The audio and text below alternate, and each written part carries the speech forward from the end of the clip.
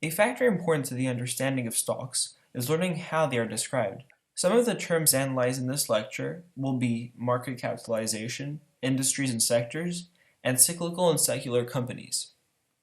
Let's start off with market capitalization. You'll often hear companies referred to as large cap, mid cap, or small cap.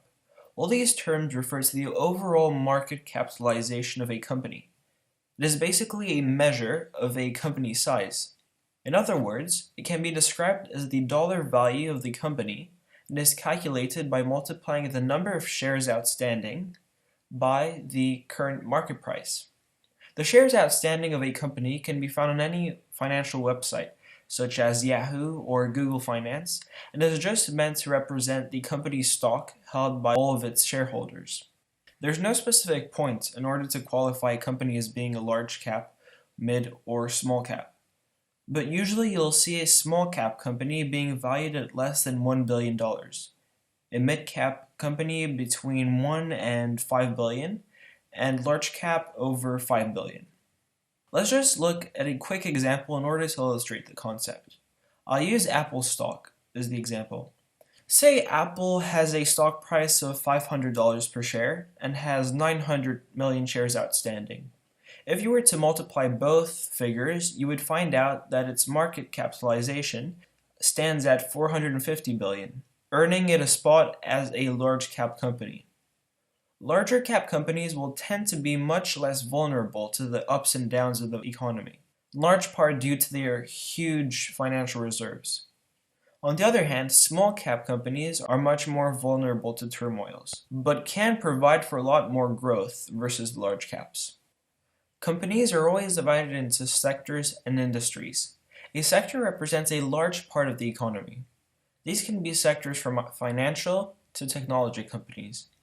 Industries, on the other hand, are much more specific and are part of a sector.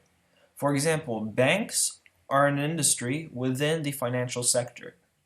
The existence of sectors and industries are important to know as they frequently all move together in terms of stock price. An event in the economy can affect an entire industry. For example, if there were higher gas prices, the profits of transportation companies would fall, thus causing the company's stock price to plummet. Or if an industry was in the midst of innovation and was the center of attention. Much like during the dot-com bubble, which was a time when investors bought up any tech companies they could find, even though their stock price was worthless. This resulted in the crash of 2000. An important part of maintaining a healthy portfolio, which means a collection of stocks, is by having stocks that belong to different sectors and industries.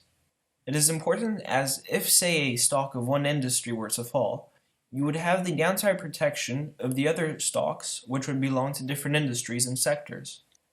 Stocks are also divided into two very important categories, the seculars and the cyclicals. The big difference is in the way that they make their profits, therefore responding to the relative strength or weakness of the economy. Secular stocks make up stocks that people need, regardless of the state of the economy. So for example, consumer staples, which are basically supermarkets, etc., or healthcare. So basically services that people will always use even during a weak economy.